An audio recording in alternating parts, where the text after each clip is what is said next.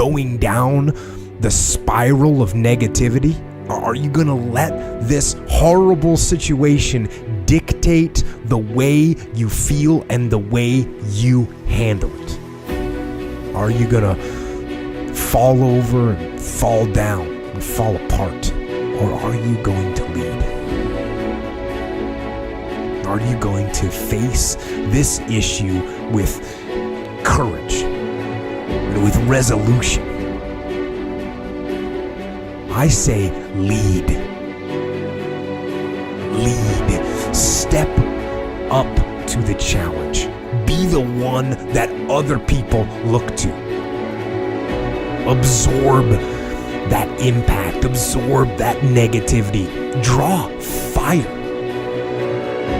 Draw fire. That's when a member of a platoon, for tactical reasons, steps into the open to draw enemy fire. Maybe to give another part of his team the chance to move or distract the enemy. But that's what I say. Draw fire. Bring that pain to me. I can handle it when maybe others cannot. When bad things are happening, I am going to try and be the one good thing. The thing standing tall that can be relied upon. Because I know that attitude will spread. It will bolster those around me. And we will fight. And in fighting, we will win.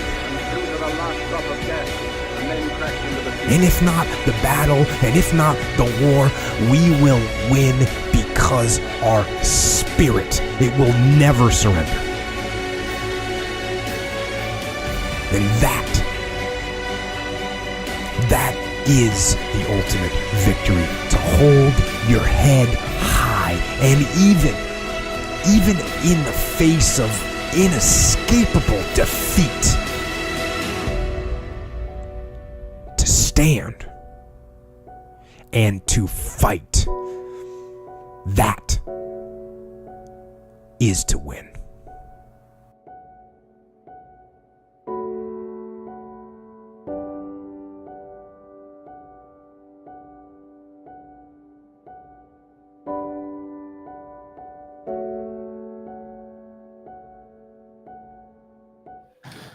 Welcome back, ladies and gentlemen, to another Winning Wednesday. I'm your host, James. Joining me, as always, I got my fine fellow friend, Mr. Garrett. What's going on, ladies and gentlemen? I hope everybody's having a good week and enjoying this midweek break. It's hump day. Hey, Mike. It's hump day. It's hump day. You know what day it is? It's hump day. But today,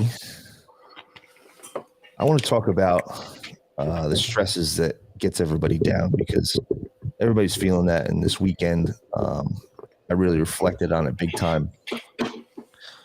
We did our ride for our good friend Justin Anders, the host of Cannabis in Combat, over the weekend, and it was awesome.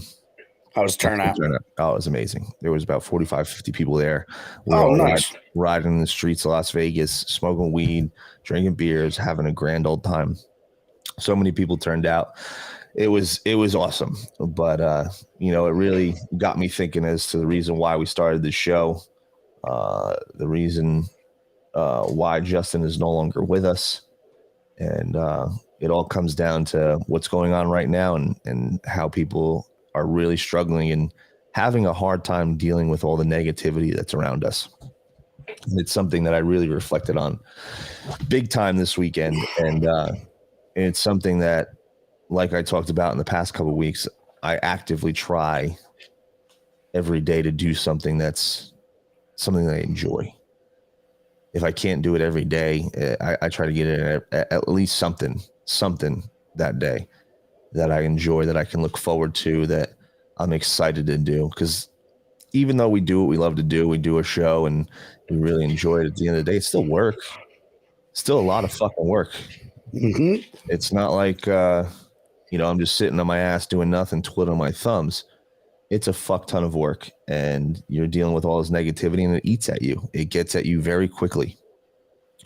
And some people handle it better than others. I know myself, I don't handle it very well. It's very hard for me dealing with all that negativity. I get in my head. I have a lot of self-doubt, and it's hard for me to feel like I can accomplish something because of that self-doubt. And it's because of the negative things around me. So I have to actively work on that and do things every day. And this is why in the morning we're doing a positive show, because every morning I listen to positive things to get my mind right. It's something that I'm very conscious of, because I will slip into a deep, dark depression. I will slip into a negative mind state very easily because of what we do. And it's very difficult to come out of there. It's very difficult to dig yourself out of that hole. So you have to do everything that you can to prevent yourself from getting in the hole in the first place. Mm-hmm. And me personally, I know, Garrett, you do jujitsu and you spend a lot of time with your kids. But me personally, I don't have kids and I can't do jujitsu anymore.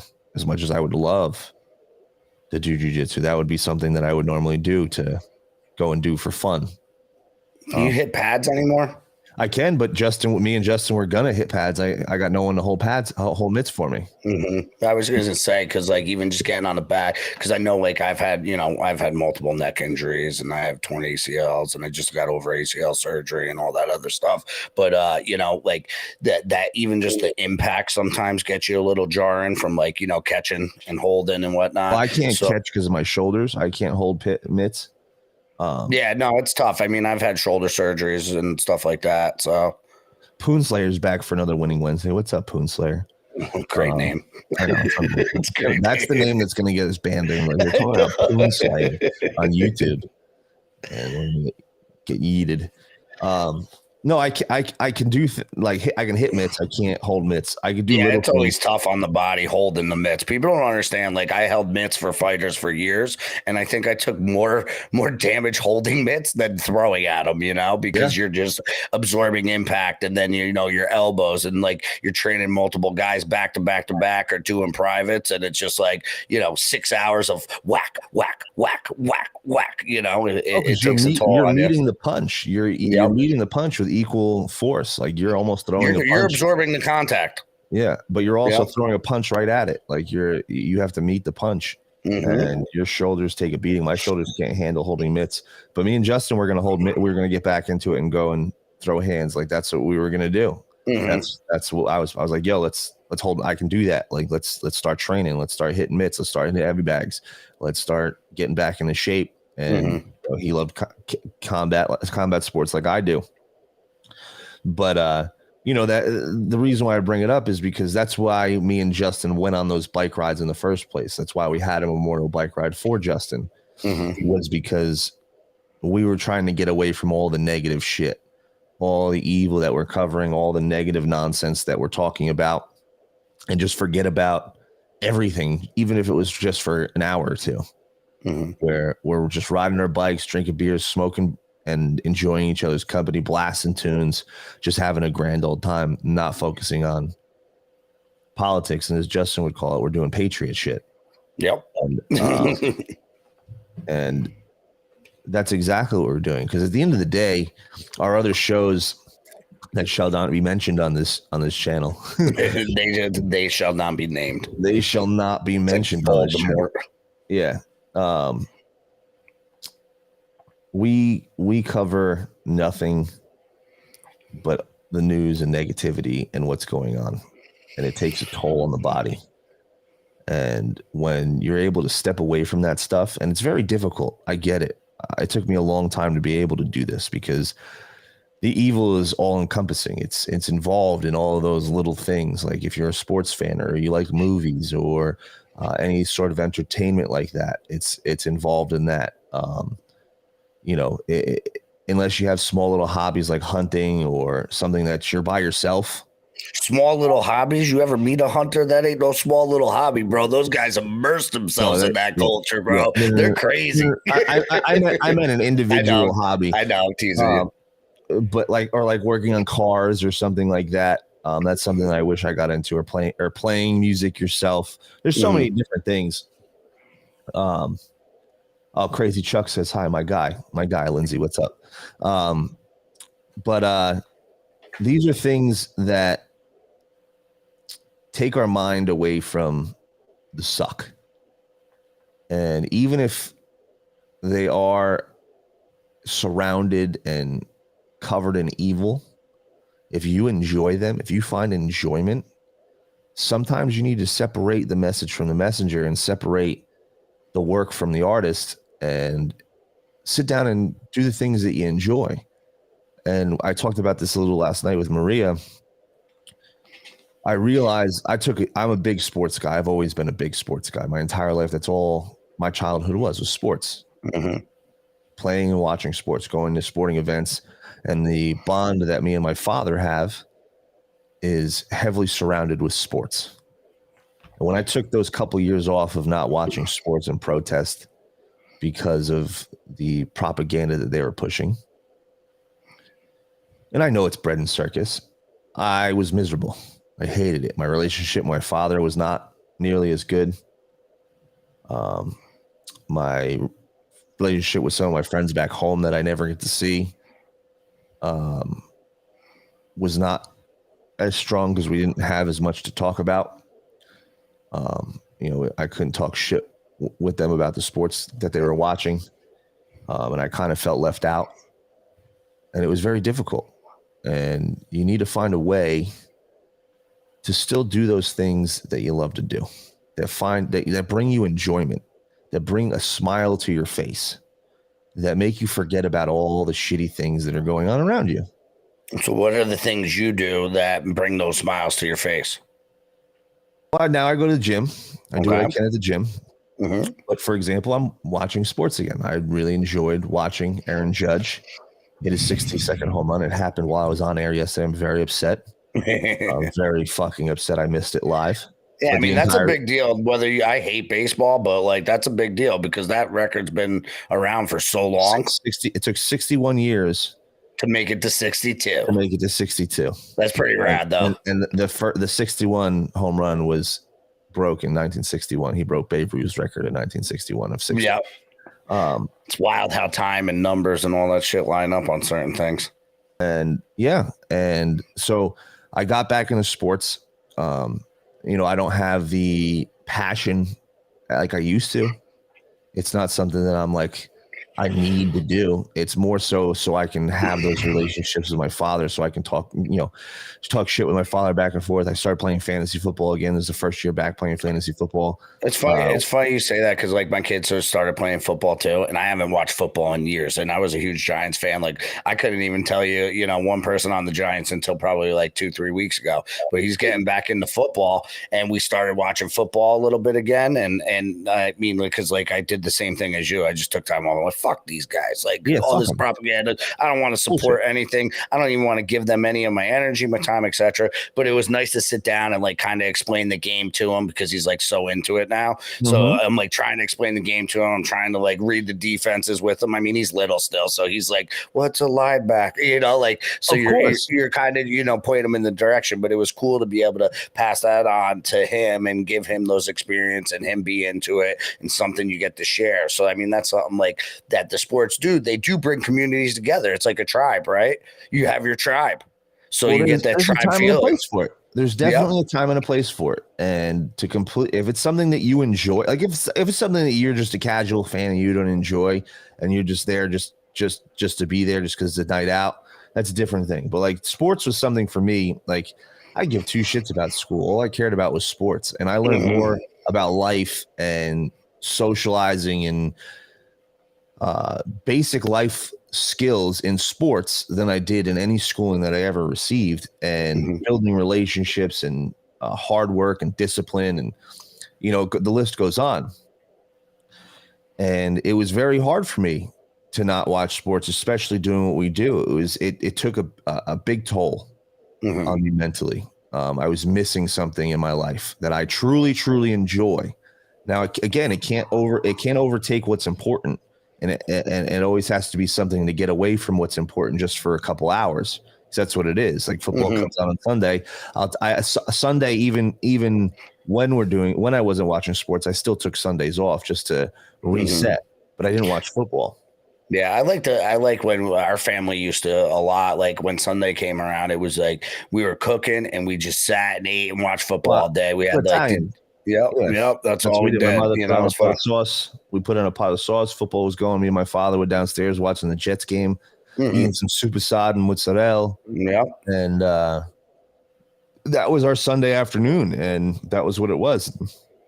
Even Yankee baseball, like I haven't gone to opening day for the first time since I moved out to Las Vegas in 2018, and it was family tradition. Like that's like a family holiday in my house. We go to opening day every single year. My father's been doing it since before I was born, when he was with his high school buddies, and when I was old enough, him and his high school buddies' kids were old enough, we all started going as well. And I haven't gone since I moved. And yeah, there was a couple years because of the China virus that we couldn't go. But my first year back was this past year. It was my first time visiting home. And that gave me a reason to go and visit my family for the first time in 2.5 years since the word that we cannot say that shut everything down. That you already said.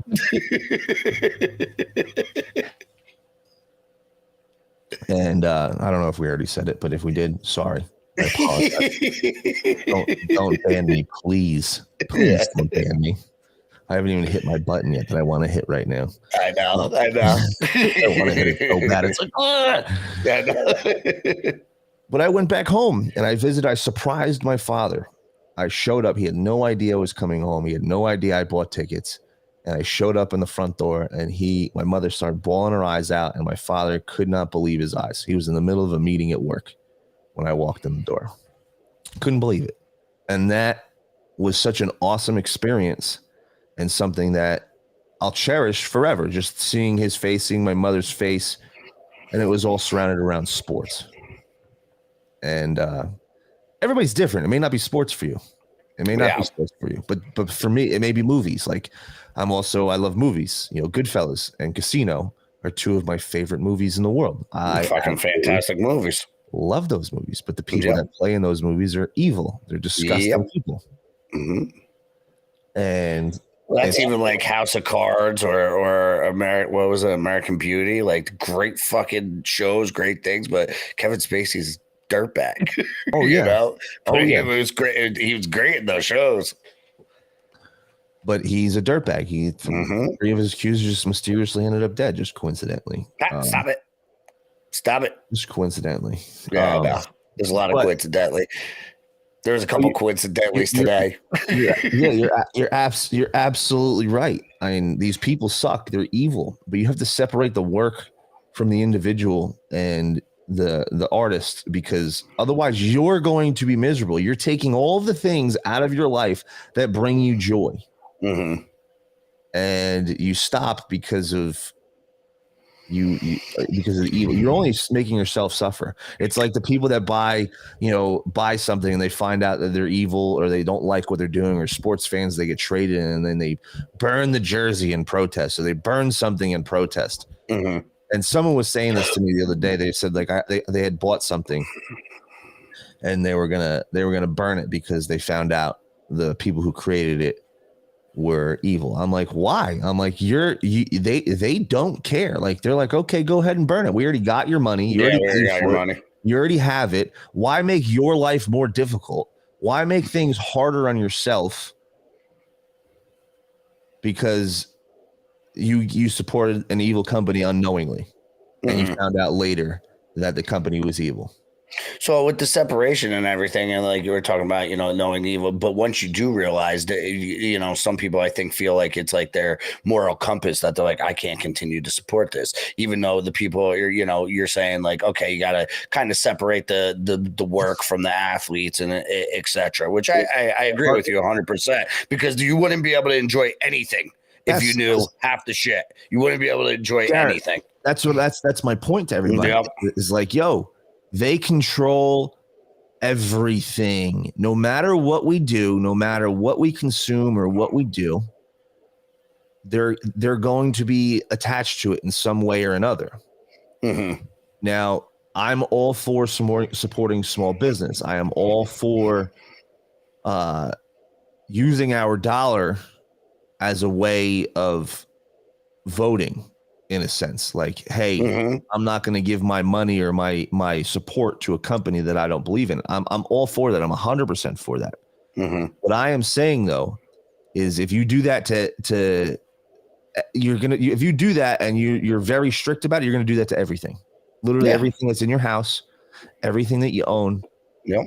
everything that Yep. you love, everything that you find enjoyment of, you're going to do that to everything. And eventually you're going to be left with nothing. And eventually you're going to be left hating life, and you're going to want to be miserable. That's why I do jujitsu. And you need to figure out a happy medium. There needs to be a balance. Of course, you can't just consume yourself with this and be stuck watching these shows and watching these movies, and that's all you do and that's all you care about. No. But like, focus on what's important, and then to get away, to give yourself a break, a breather, to reset, to rewire your mind so you're not miserable because you're consuming all of this negativity and you're watching the world just burn in front of our eyes, and your bills are through the roof and you're getting crushed financially. And you're like, all right, well, I really enjoy this, but you know what? I'm not going to watch it because of this, that, and the other, because he's evil, or I'm not going to do this because of propaganda. And you're going to just make yourself even more miserable because you're not going to have anything to do to take your mind and occupy your mind from all the negative shit that you're being bombarded with 24/7. Oh yeah. Well, I mean, I think we should really also speak on, like, we're talking a lot about mindset and everything else, but it's all good in theory. Like, what action should you take to make sure that this progress happens and you can I guess compartmentalize that, being able to enjoy these things, but Yes. being able to still stick to your things, because everything you're saying, I agree with, a ton. But I think also listeners are like, yeah, that's cool in theory, but like, how do you put wheels to the road? How do you put the method to the madness, etc.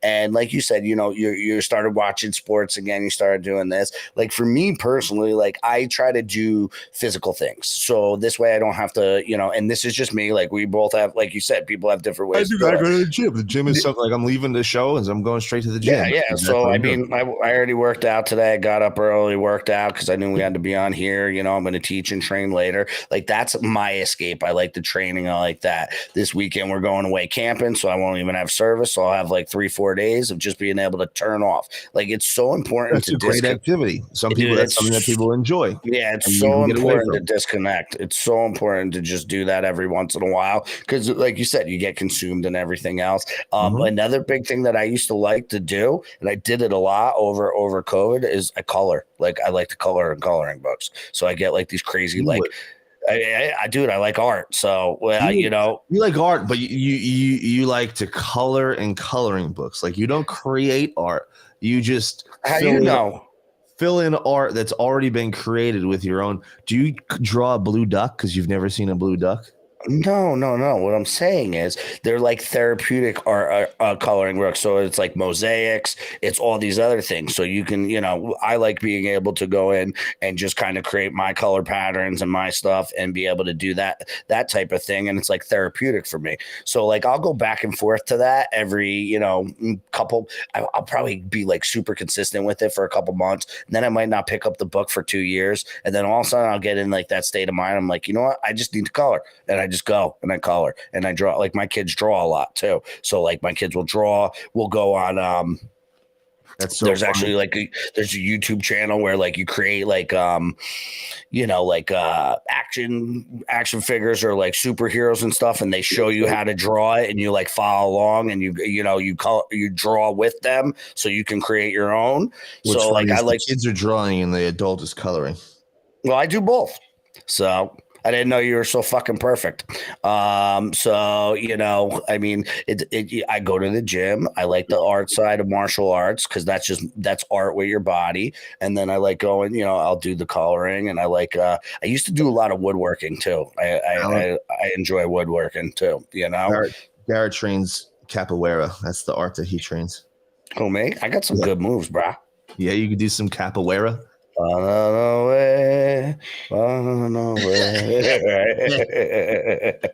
So, but I mean, like I always say for me too, meditation's a big thing. I've been meditating since I was a kid. Because especially in traditional martial arts, it was part of our training. Like you meditated before class, after class, and I go through stints where I do meditation in the morning and stuff like that. That's just trying to get important. just trying to get the mind right. But even for me, like training's moving meditation. That's what I call it all the time. Like you get in that flow, that Zen state where you're kind of in that fight or flight response, and you got to kind of tune your body down. And I need to experience that every day for me personally. I need to be like in that sort of like fight or flight mode, or in that like get in the gym lift mode. I need that in my routine every day. The point I'm making, I 100% agree with you. The point I'm making is everybody's different. Everybody has different interests. Everybody has different hobbies, different likes. My point is, don't let the evil, the suck, take away the joy that you find in some of these activities. Otherwise, you're going to be miserable. And if you're one of those people that likes millions of different things and can shift and do something different, good for you. That's awesome. That's awesome. But it's very difficult for most.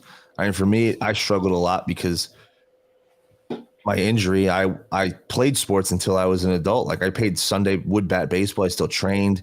I still played sports. So like I didn't necessarily need to watch the sports. But then when I got hurt, I couldn't play the sports anymore. Like I was like a crackhead. Like I need sports in my life. I just enjoy the competition, the camaraderie, the fellowship, just breaking bread around something like this. And everybody's different. Find what you enjoy and go and do it.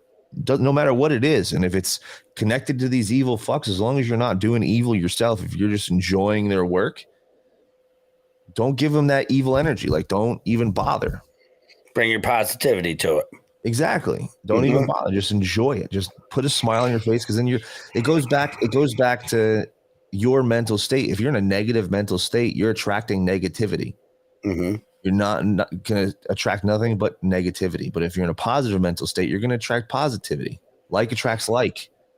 And the biggest thing too is even if you get in a negative headspace, just try to course correct as quick as possible so you don't dwell there forever, because we're imperfect people, and there's literally like everybody gets stuck in that space. Nobody's immune from it. Everybody gets stuck in there. It's just, so like we said, the more successful people or the people that seem to be happier in life don't dwell in that space for as long. They find the silver lining, or they course correct, or they pivot, and then they move to a more positive space. And like James was saying too, if your positive space is watching that football game for 3 hours on Sunday, go to that positive space. If the gym, like for me, the gym's a positive space, I like to go there, be around like-minded people that are, we always say it's like an hour a day. We can just turn off the world and have fun and just focus on the task at hand, because you can't really worry about the bills and everything else when somebody's trying to strangle you. So, that's one of my ways that I do that. But, it's hard. You just don't want to sit there. If you have your fight, your blow up, etc., try to, do it. Get it out of the way, get it off your chest, course correct, get over it, make up, whatever you got to do, and then move on. So this way you can, move forward in your everyday task and life and goals, Without a doubt. It's not something that you can just do overnight. It's not something that you're going to wake up and be able to do. This takes a lot of training, a lot of mental acuity. So what steps do you take to make that happen in your life personally? Well, that's why we do this show. Me personally, I talked about it last week. I wake up in the morning and I put on the tape like Jocko Willenick, and I pump a positive mindset. I pump it while I'm brushing my teeth. I'll sit down, and the first thing in the morning, I don't look at my phone. I don't look at my DMs or anything. I kind of put my phone to the side for a minute. I go and right into YouTube, and I put on a positive messaging tape. And that's what I do right away. Just so as soon as I wake up, there's just it's not like, oh man, today sucks. Like this is shitty. It's like just forcing me to hear positive information. Mm-hmm.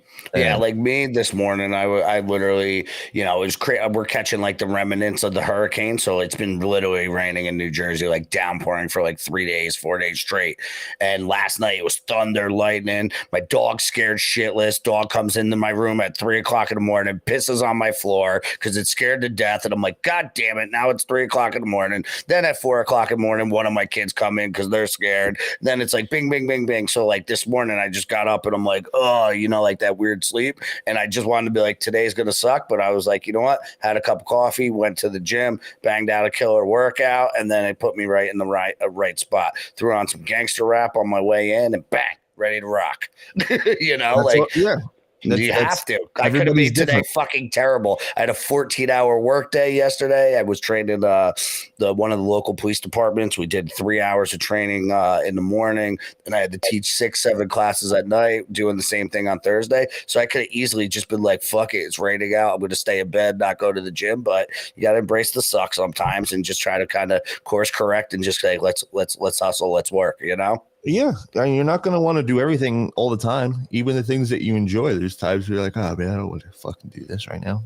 Like there's days where when you're training, you're like, man, I don't want to do jiu-jitsu right now. Dude, I mean, I just came off a major ACL and meniscus surgery where it was just a year last week. And I mean, there was so many days waking up and I was like, oh, I do not want to go to PT. I do not want to do this. But I'm like, you have to, because I want to get back to where I want to do. And I just attacked it. I tried to look at it like, okay, I can't train jiu-jitsu, which I've been able to do my whole life besides my other surgeries where I had to take some time off. And, that one surgery put me in a bad place. So when I was getting this surgery, even though it's a major surgery, I was like, you know what? I'm gonna change things. And what I did was I wasn't able to do jiu-jitsu or kickbox for 6 to 8 months. And I just said, all right, I'm just gonna go to the gym and lift. I'm gonna lift. I hate lifting too. I hate lifting. Right. So I was like, I'm gonna do something that I hate to do, and I'm gonna get good at it, and I'm gonna make it work. And now a year later, like I don't miss the gym. Like that's part of my regimen now. Like I actually started to enjoy it because you start seeing, some growth or gains or whatever you want to fucking call it. I don't enjoy lifting. What's that? I don't enjoy lifting at all. Me neither, dude. I didn't at all. And now it's been a year, almost a year of consistency. And I'm like, oh, all right. Like, but now I'm setting little goals inside the suck. Like, okay, like, I can bench this much. I'm going to try to do that. Oh, I can do this for 20 seconds holds or snaps or whatever. Cause I do a lot of like plyometric training too. And, different stuff. I just try to set different goals in there, It's so funny. You and I are very similar in that aspect because I hate lifting. Our entire lives, we couldn't really lift because we couldn't put on that kind of muscle mass for our weight. I wrestled my entire life. Mm-hmm. Wrestling represent. I wrestled my entire life and I always had to be on weight. And by lifting, I was putting on muscle mass that you can't just lose as easy. So I never lifted. It was always like explosive exercises, like workouts. Like it was all about explosive and functional movement. I mean, we were still lifting humans, so yes. It makes you strong. It makes you in shape. You're still physically like doing that resistance training, but just like getting in there and be like, all right, I'm gonna pick this up and put it down was not appealing to me whatsoever. It was like tire flips and hammers, sledgehammer smashes on the tire. Like that's what we did, and it was all sled pulls. It was all explosive workouts. Everything was for performance. Yes, it was all for performance. It was not for aesthetics or looking good or looking strong and muscular. It was literally just to dominate other human beings and keep our weight down. And I never enjoyed working out and lifting. I never did. I didn't even enjoy training. I only enjoyed winning. The only reason I trained is because I wanted to win so bad. Like I didn't enjoy going to work out. I never liked it. Like one of the quotes that always stuck with me was the Muhammad Ali quote. I hated every second of training, but I wanted to win. Yeah, yeah. I when it- saw a really good quote the other day, and I actually posted it. I'm gonna try to see if I can find it. But it was actually very like telling because like you said, like, oh, I hated practices or whatever. And like for me, like I don't mind that. Like I enjoy the process because I've been training since I was 5. So like it's just part of what I do. I'm trying to see if I had it. It was something like, oh, this makes you a good player, this makes you an excellent player. And they were saying a couple different things from it. Let me see if I can. Here, I got it. Okay. So bad players don't take much seriously. Average players take games seriously. Good players take practice and game seriously. Great players take academics, nutrition, warm-ups, individual work, weight room work, conditioning, film, practice, and games seriously. well, I agree to an extent. No, I just thought it was a good quote because I mean I've been coaching most of my life too, so I've seen the guys that are so talented they can just show up to practice like once a week and go out there and win a fucking title, and then I've seen guys that go in there every single day and brace the suck and they don't have as much success but they keep showing up. So I've seen it from like all spectrums, Well, but I always say like hard work beats talent, and talent. Or well, I used to have a quote in my drink: "Hard work will always beat talent when talent refuses to work, and then when talent decides to work, you have a world champion." Without a doubt. No, some people are born with God-given talent, and there's so many people that we've all squander trained with a guy or a girl. There's so many people that squander that God-given talent because they rely on that talent so much and they don't actually put in the hard work, and they don't have the work ethic. Yeah. And then when they get to a place, where everybody is at the same level, they realize they're like, oh shit, I got to start practicing and doing things. And it's funny, Allen Iverson, I hate basketball, one of my least favorite sports of all time. I fucking hate it. And it's the softest sport ever. But that's a whole nother talking conversation. Soccer for me. Soccer's pretty soft too. But basketball is basically soccer on a hardwood floor instead of a field. It really is. And giant humans. Humans. I'll give it to them. They're freak athletes. Like, oh yeah, they're probably the most athletic human beings in the world. Basketball players. Yeah. But it's soft. But Allen Iverson, his famous quote was he didn't show up for practice, and the media was grilling. He's like, practice? We're talking about practice. He's like, I show up to the game and I just dominate. Like, what are we talking about here? And I agree with what you said, but there's some people that are just so fucking talented at what they do. It's no, there is, but you're using Allen Iverson as an example, and I'll use Michael Jordan as an example. Yeah, or Kobe Bryant, Bryant, where they are obsessed. Mm-hmm. Obsessed. One of my favorite stories of all time. One of my favorite stories of all time. I think it was Jason Williams was practicing. They were playing the Lakers were playing the Kings, I believe. Yeah, I know what you're talking about.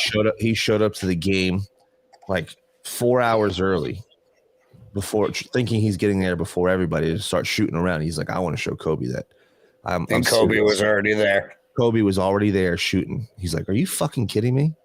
What? I thought I was going to beat him here for sure. I shot around for 2 hours, and who was still sitting there shooting? Kobe Bryant shooting before the game. Before the game. The game comes on. Kobe comes out and lights up the world and scores 1 million points after the game. I said, dude, I tried to show up here before you, and I thought I was going to be putting in more work than you. He goes, how do you do that? He goes, because I heard you might be here, and I wanted to make sure that you knew that nobody was going to outwork me. Yep. Nobody was going to outwork me, and that's a mentality. That's a mentality that you have. And you ever hear the story about with Tyson Fury and Klitschko in the sauna? Like Klitschko was known for like breaking people in the sauna. Like they would get in the sauna and he would sit there the longest and not even everybody couldn't hang with him. Like they couldn't sit in there as long as he could. And he would, just being like stone faced, he would just kind of do it. And I guess, Tyson was like his sparring partner here or there before he, got his shot at him. But he was in the sauna and he said, he's like, I am not going to leave this sauna before Klitschko. and they literally were in there for like, I think over an hour plus. And he's like, I'm dying. He's like, but I will not get, he's like, I will You've die in never this spent an sauna. hour in the sauna? But I'm just saying for, no, I don't spend it. I've never spent an hour in the sauna. I have, doing jumping jacks and sit-ups and no, I've spent the time, but then I'll go out and then let them out, check weight, stuff like that. But I wouldn't sit for an hour straight because I didn't have to. If I had to, I'm sure I would. But he was like, we were in there for X amount of time, and he said finally Klitschko got up and walked out, and he said right there and then, he goes, when I fight him for the heavyweight championship of the world, he's going to remember that moment that I didn't quit, and I'm going to beat him. And he's like, I beat him right there. I beat him fucking years in advance in that sauna because I didn't quit, and he quit, and he was used to winning. And I was like, that was fucking pretty wild story. It's intense. It's a mindset. That's all it is. Mm-hmm. It's a decision. It's a mindset. There's a reason why Klitschko was able to break people, because he already made up his mind that he's going to stay here longer than everybody else. Yep. And then Tyson broke him. That decision was already made. That decision was already made. And it comes down to those little decisions, that discipline and hard work. You have to work hard, but that comes down to the root, which is discipline, because it's easy to take the easy route. It's easy. The easy road is always the easy road for a reason. You might get some results taking the easy road, but you're not going to get the results that you truly want unless you just strive for mediocrity. And I don't know what the fuck you're doing listening to this show. Yep.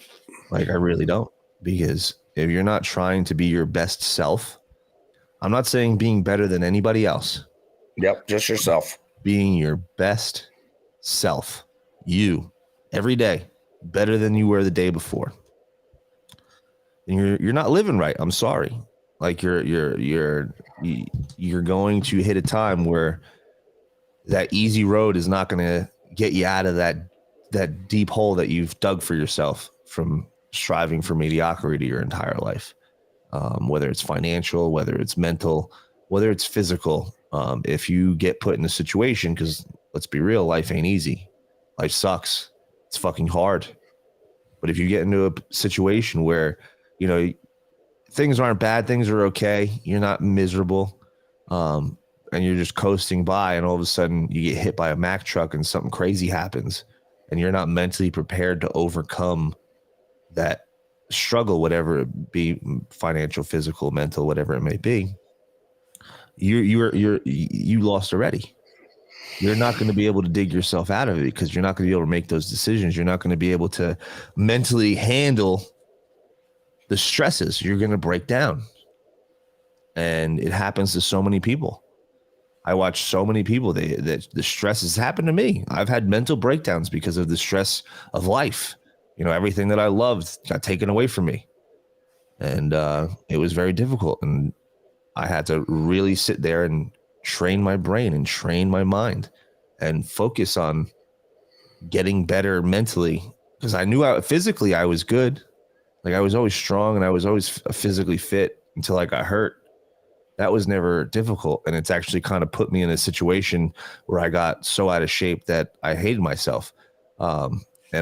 Because I always said to myself, I know how to do that. Like, if I want to get back in shape, fuck, I could do that, tomorrow. Like, it's just a decision. And I always use that excuse as to why I wasn't getting back in shape, and I was just letting myself go. Because I was like, if I wanted to tomorrow, I'll just start being disciplined with my diet. I'll start working out. I'll start running. I'll get back in shape really fucking quick, because I know how to do it. Like, it's the longer you stay away from that discipline, the harder it is to get back to it. Yes and no. It depends. Everybody's different. For me, it wasn't that difficult.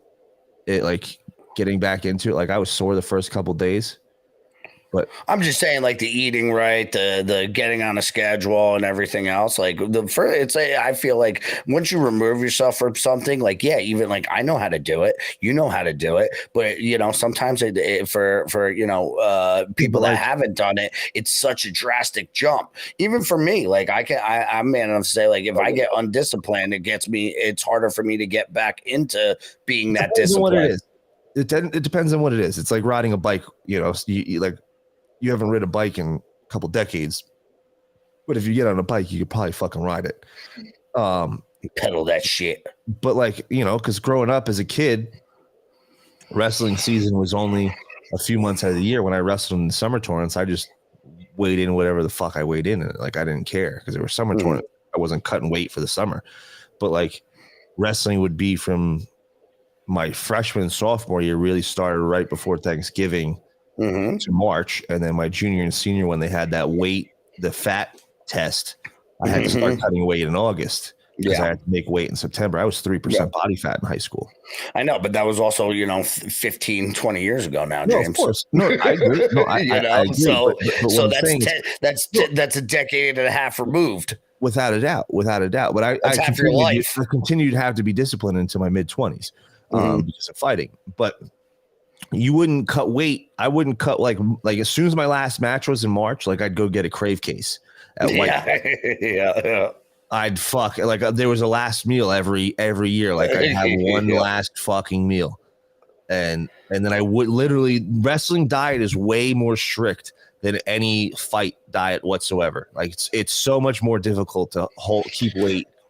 Well, you can't put the weight back on, and you're wrestling multiple times a week. Yeah, well that's the thing. Like it's not like you can gorge yourself. Match Wednesday, so I have to wrestle and I have to make weight again. So I can't eat. Like after a fight you weigh in and you just go and eat. Like it's cool. All right, whatever. And then you fight again 2-3 months later. Exactly. So you're good. Wrestling, it was all year round. So it was literally from my junior and senior year was from like the end of August to March. I couldn't eat Thanksgiving dinner. I couldn't eat Christmas dinner. Like I could not. I literally could not eat them. Could not. Not in the cards for me. There was many years where I didn't eat, and this is why Thanksgiving is literally my favorite meal of the year because I couldn't eat it for so many years. It's my favorite meal. I love Thanksgiving dinner. That's my birthday, so that's my birthday meal every year. That's a double whammy for you. Yeah.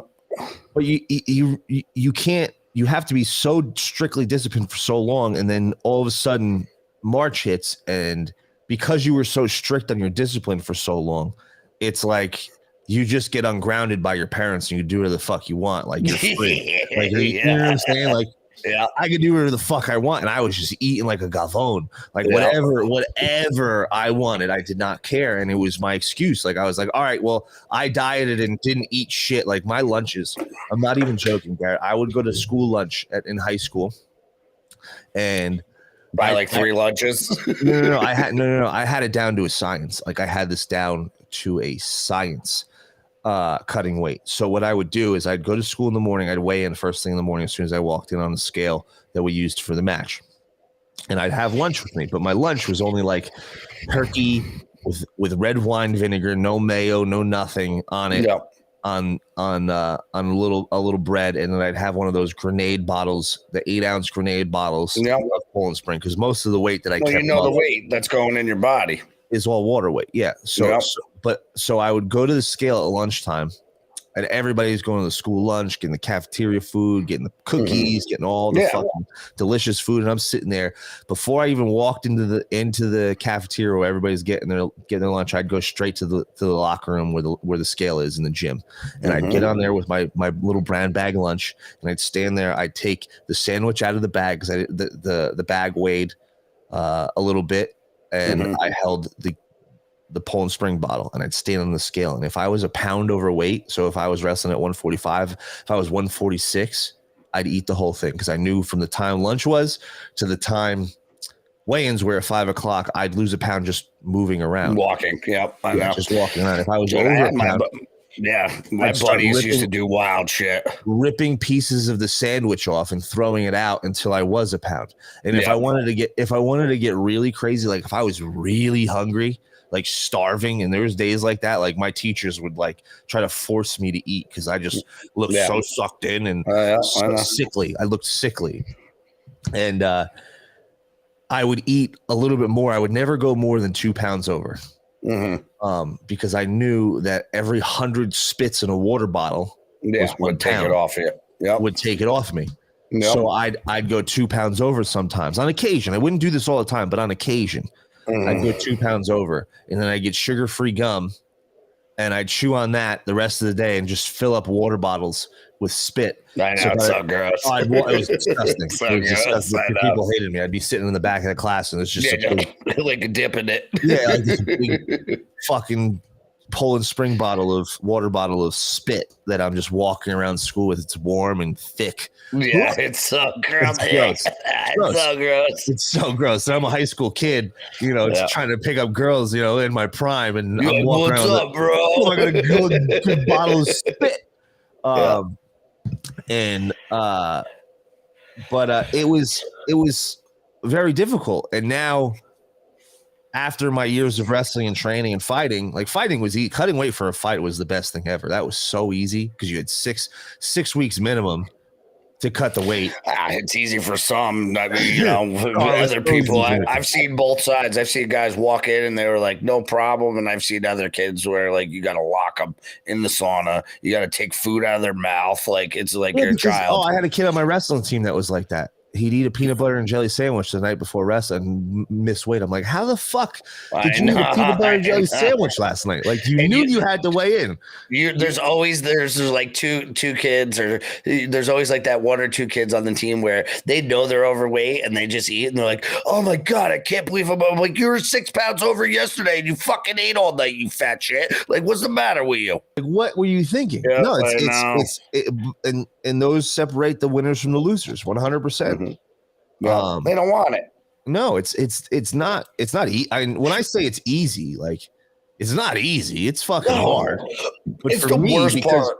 Worst part. Oh, without a doubt, not even a question. There's nothing even close. Like the training and everything sucks, but like the when you're in a camp or whatever. But like the weight cutting is the biggest. I think it's the biggest mental hurdle. I turned down all my scholarships for wrestling. I had $10,000 offered me to go to University of Maryland D1, and then I had a bunch of D2 scholarships, and I turned them all down.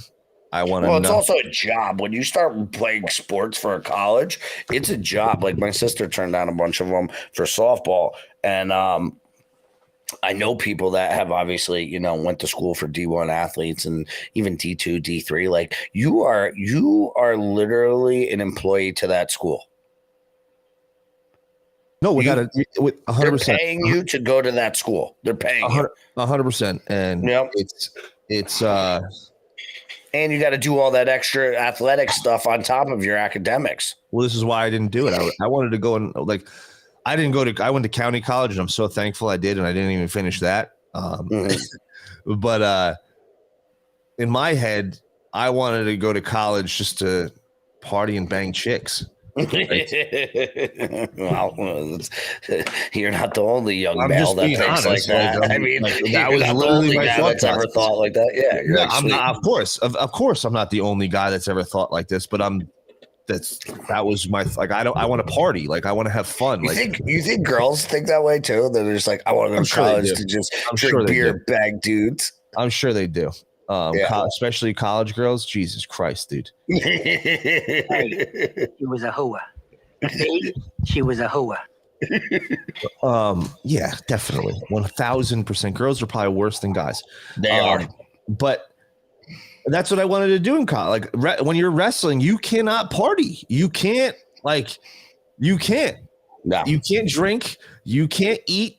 You cannot. You have all your energy is used up on the mat. Like all of your energy is used up on the mat, whether it's in practice, in training, or in an actual match. Yep. There was no time. I was like, nah, no, I'm good. And apparently, one of the D2 schools that I got scholarships to is East Stroudsburg. Yep. And East Stroudsburg, apparently the wrestling house was one of the biggest fucking party houses in the whole place. That's what I heard. But wrestling, it's different though. Like football, you could party hard because you don't have to worry about your weight. You don't have to worry about things like that. Wrestling, you can't do that shit. I was so disciplined. Like I had to keep to myself during wrestling season. Like I had to keep to myself and not do anything because I got into a fight with a kid in high school because a kid, I had my little sandwich and my little Gatorade bottle, my little Poland Spring bottle. Yeah. And a kid took my sandwich out of my bag and dropped it on the floor, and put garbage in my Poland Spring bottle, like paper straws and stuff like that in my Poland. Like I went to the bathroom, like he was my boy. He thought he was fucking with me. Yeah. I beat the shit. I smashed his face against the table. Yeah. Oh yeah. I know. I was so fucking angry. Dude, the hanger is a real thing. Ever touch my food again. Ever. Like my mother, I used to snap at my mother. God bless her. God bless my mother, because she put up with it the worst, because I was hungry all of the fucking time. I know. You get cravings too. Like I crave chocolate so much when I cut weight. I never like chocolate's not. I like chocolate. Don't get me wrong, but like Little Debbie brownie squares were my go-to, because she'd have them for my brother, because he was like 10 years younger than me, and he'd have those for school. So I'd sneak into the fucking cabinet and I'd eat these cosmic brownies, these little and they're terrible. They taste like cardboard. Yeah. But at the time I'm like, oh my God, these are the most delicious things ever. Because I craved chocolate. I couldn't stop my craving for chocolate. But I was so mad at everybody. Like you couldn't even talk to me. Like leave me the fuck angry all the time. That's a big thing in our family, is hangry. Like if you're just feed me, like, and I won't be a douche. That's what it comes down to. If I get to the point where I'm hangry, I'm like, I'll tell them, I'm like, you got about 10 minutes before I go full crazy, because like, if you just feed me something, I'll be nice. But if you don't, like, we're going to have a problem. My sister's like that too. You know, it's funny. Yep. So you definitely got to, take care of that stuff. But yeah, I mean, it's the worst part of training by far. I would say. Yeah, it comes down to discipline. It comes down to making decisions. It comes down to how bad you want it. And like I said, in college, I didn't want it anymore. I wanted to party. I wanted to have fun and slay vagina. That's what I wanted to do, and that's why I didn't wrestle. And I regret it actually, because I go to all the college wrestling tournaments. They're fun. Well, dude, I mean, the wrestling scene has blown up over the past couple of years. Like, if you even went to like this year's NCAA finals or whatever, it was like in stadiums, and it's crazy, right? No, it's always in stadiums. No, I know, but like it's way bigger than it used to be. I would say over the last couple of years. So my very first NCAA college wrestling tournament was when it was in New York City, NYC. NCAA college wrestling.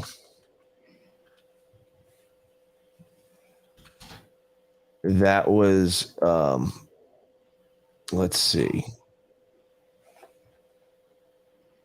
When was it?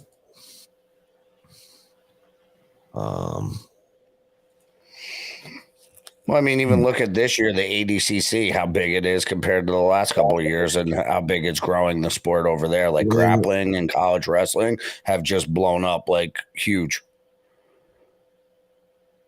So I went to New York City, and that was in the Garden. And this was, I was young. I think I was still in high school. I think I was still in high school when this happened. And in NYC, 2016. So I wasn't in high school. No, so that's what I'm saying. In the past 10 years, that was fucking I've been going every year. 8 years ago? I've been going. No, wait, was it 2000? There's no way. It was only. That's 8 years ago. Yeah, that's what I'm saying. In the past 10 years, it's made a bigger jump where like that was 8 years ago. It's in MSG. Now they're having big, like even the guys I know that have been going for 30 years, they're like, yo, it's getting like it's actually like a pretty awesome, like to see this many people this knowledgeable, and you're starting to see it with jiu-jitsu too. Like the fans are super knowledgeable on the wrestling and the skill sets and everything else that like you're starting to like this year's ADCC was huge. That makes more sense. I went since 2011. I went 2011. It's been 10 years. I started going, and it's always been in a stadium. It was in Wells Fargo in Philadelphia. No, it was. I understand it's been in a stadium, but I'm just saying in the past 10 years. Sorry, it was 11, James. Okay, but in the past 10 years, it made a bigger thing. You can say, Garrett, you were right. I know it's hard for you, but what I'm saying is, it's just growing and growing, and I think it's a great thing to see the sport expanding. You can say that. Think about it. A couple of years ago, they were talking about taking it out of the Olympics. I was just gonna say, if it was growing and growing, why would they be taking it out of the Olympics? Yeah, but that was a couple years ago. They were like, "Oh, we're going to take it out of the Olympics," but now it's just like you're seeing the NCAA finals being televised more and bigger stadiums and everything else. Terrible job, ESPN. Terrible job. Yeah, we watch a lot on during wrestling sessions. We get the Big Ten network by us, so like we'll watch some. Yeah. So the kids watch a lot of wrestling. The kids watch it on that. Big Ten is awesome. And then, I mean, if you got Flow Grappling or Flow Wrestling, like you get everything on there too. Yeah, I have that. But I watch a lot of wrestling. It's absurd. Me and my father go to the NCAA tournament every year, so we'll probably be there this year. We missed the past 2 years. We were going to go this year in Minnesota, but because of everything that's going on, we passed on it. Awesome. But it was it's a great sport. So we'll be back next Wednesday for some more Winning Wednesday. Another week goes by and we don't talk politics or news. It's unbelievable. Well, it's close though. Sometimes we get on the border. We get right on the border. Yeah.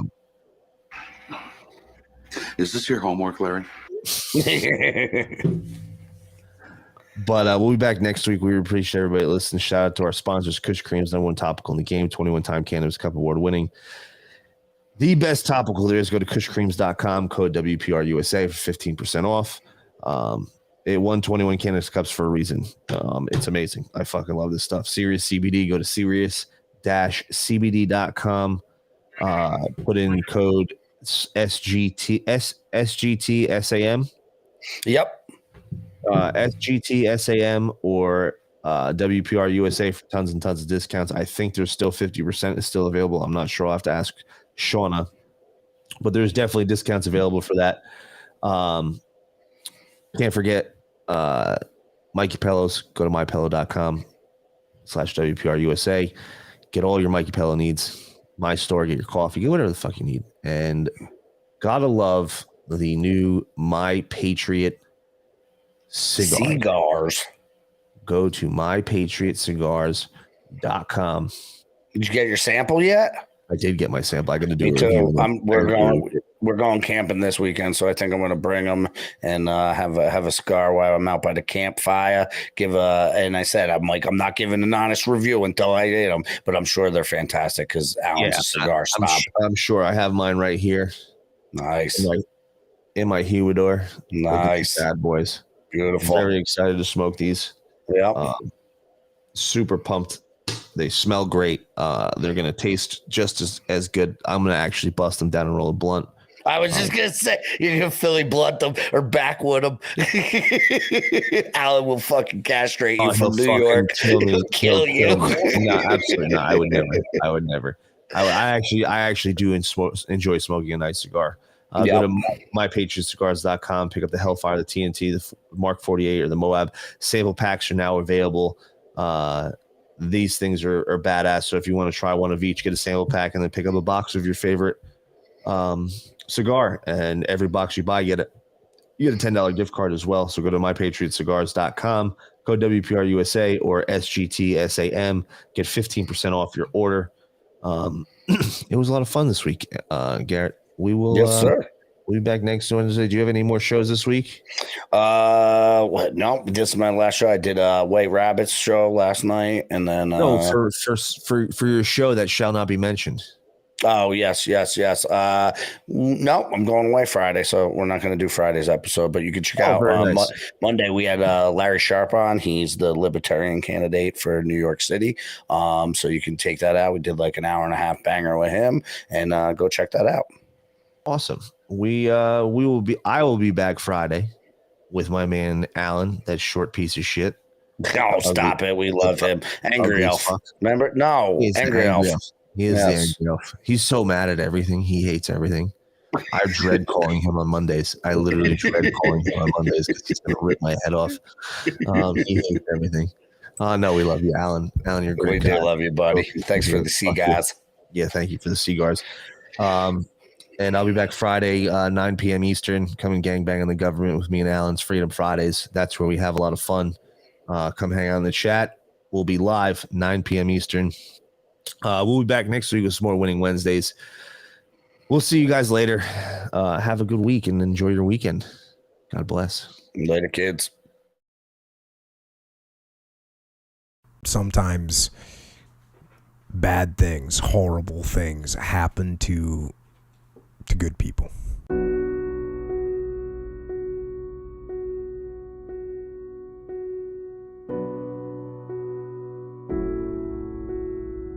I don't know why,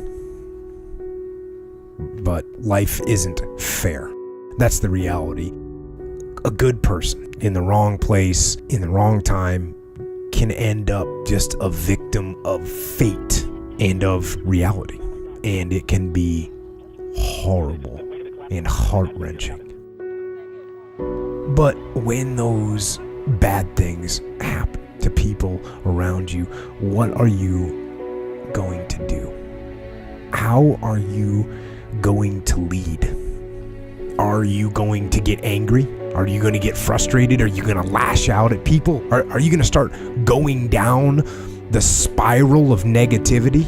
Are you going to let this horrible situation dictate the way you feel and the way you handle it? Are you going to fall over and fall down and fall apart? Or are you going to lead? Are you going to face this issue with courage and with resolution? I say lead.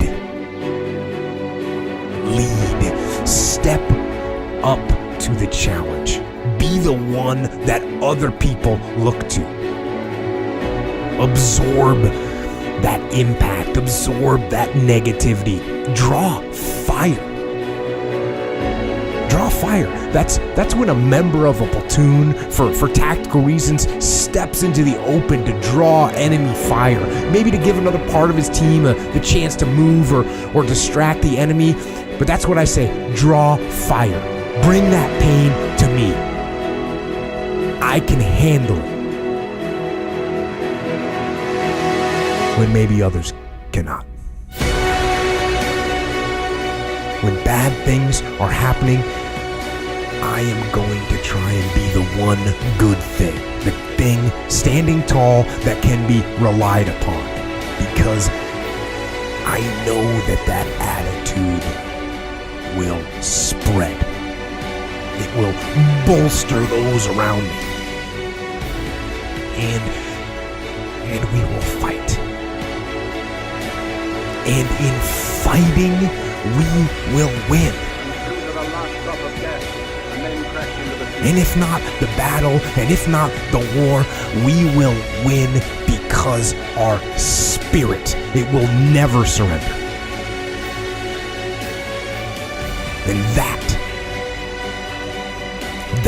is the ultimate victory. To hold your head high, and even in the face of inescapable defeat, to stand and to fight. That is to win.